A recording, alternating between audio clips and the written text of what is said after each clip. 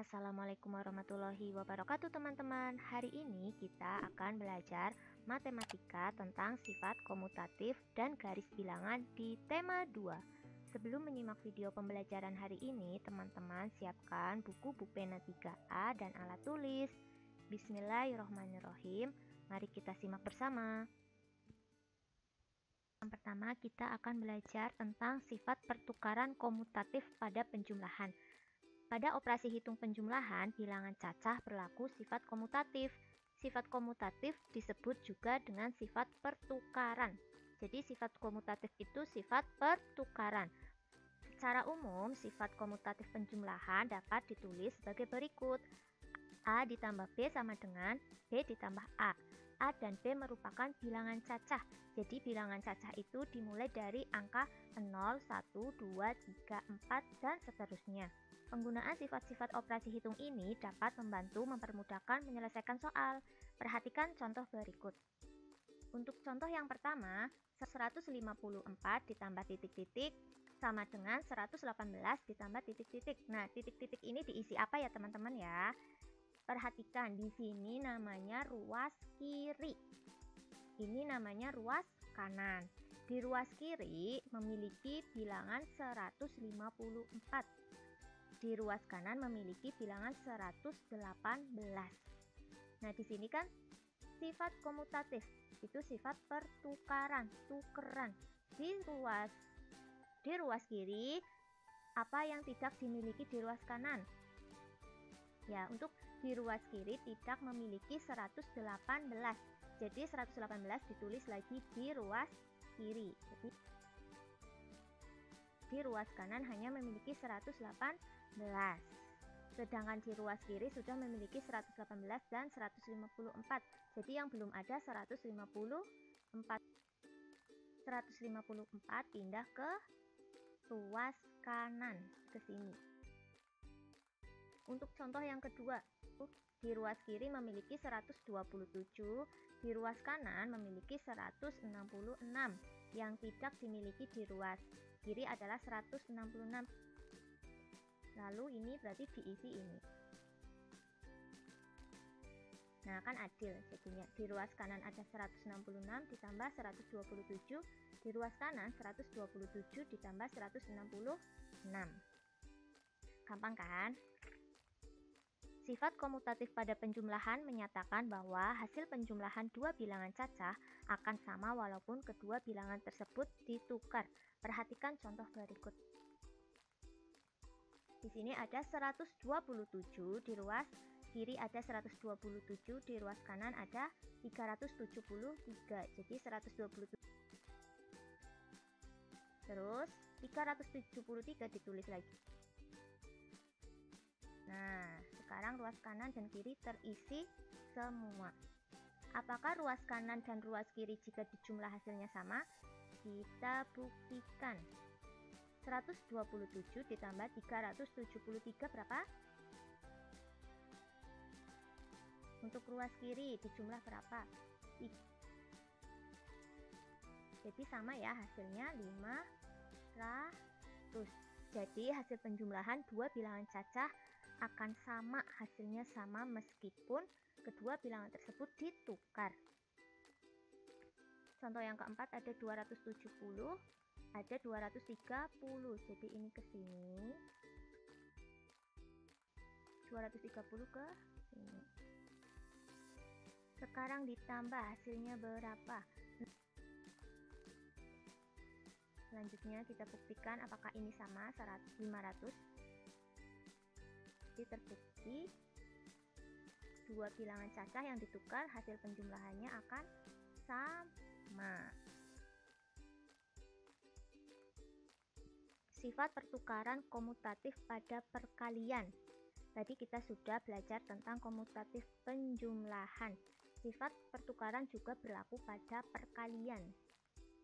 Jadi sifat pertukaran komutatif pada perkalian secara umum ditulis A kali B sama dengan B kali A, dengan A dan B bilangan cacah. Bilangan cacah tadi apa? Ya, bilangan cacah itu angka 0, 1, 2, 3, 4, dan seterusnya. Sekarang perhatikan contoh berikut. Untuk contoh yang pertama ada 8 di ruas kiri ada 8, di ruas kanan ada 7. 7 ditulis di sini, 8 ditulis di sini. Sekarang tinggal dikali 8 kali 7 sama dengan 56. 7 kali 8 56. Terbukti ya teman-teman bahwa hasil perkalian dua bilangan tetap sama walaupun letak kedua bilangan tersebut ditukar, hasilnya tetap sama yaitu 56. Untuk contoh yang kedua, di sini ada 12, sini ada 5 di ruas kanan. Ini ditulis lagi di sini. Kita buktikan apakah hasilnya sama. 12 kali 5, 12 kali 5, 2. Jadi sama ya teman-teman ya, sama-sama hasilnya 60. Jadi seperti itu materi untuk sifat komutatif pada penjumlahan dan perkalian. Selanjutnya, untuk materi yang kedua, menentukan posisi bilangan cacah pada garis bilangan. Bilangan cacah dapat ditulis dalam sebuah garis bilangan secara berurutan. Perhatikan contoh garis bilangan berikut ini. Pada garis bilangan tersebut, setiap titik digambarkan dengan jarak yang sama. Selain itu, terdapat tanda panah yang menunjukkan bahwa garis tersebut dapat diperpanjang sampai tak terhingga. Pada garis bilangan, semakin ke kanan letak suatu bilangan, nilai bilangannya semakin besar. Bilangan cacah itu dimulai dari angka 0. 0, 1, 2, 3, 4, 5, 6, 7, 8, 9, 10. Selain menunjukkan urutan bilangan, garis bilangan juga dapat digunakan untuk menyelesaikan soal penjumlahan. Penjumlahan dihitung dengan cara membuat dua tanda panah di atas garis bilangan sesuai bilangan yang dijumlahkan. Hasil penjumlahan diperoleh dengan melihat bilangan yang sejajar dengan ujung panah terakhir. Perhatikan contoh berikut. Hitunglah hasil penjumlahan berikut menggunakan garis bilangan. Gambarkan tanda panah pada garis bilangan sesuai dengan bilangan yang dijumlahkan. Untuk soal yang A, 5 ditambah 2. 5, buat garis dari 0 sampai ke 5. Buat garis. Dikasih tanda panah. Selanjutnya ditambah 2. Berarti maju 2 langkah. Maju 2 langkah. 1, 2. Selanjutnya buat garis lagi. Dimulai dari 5 dan sampai ke 7. Maka hasilnya 7. Jadi di sini hasilnya 7. Untuk contoh soal yang kedua, yang B, 3 ditambah 6. Dimulai dari 0 ke 3. 3, buat garis, dikasih tanda panah. Lalu maju 6 langkah, dari 3 maju 6 langkah. 1, 2, 3, 4, 5, 6. Dikasih tanda. Dimulai dari 3 ya tadi ya. Buat tanda garis panah lagi. Sampai angka 9. Dikasih tanda panah. Jadi hasilnya 9.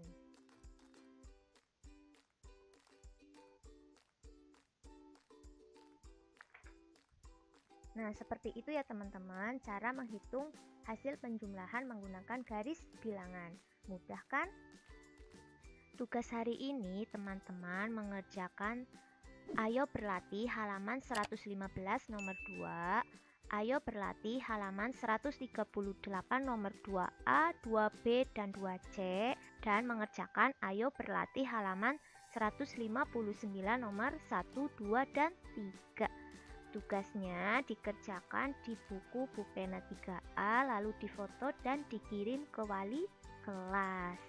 Dimohon teman-teman setelah menyimak video pembelajaran hari ini, teman-teman langsung mengerjakan ya.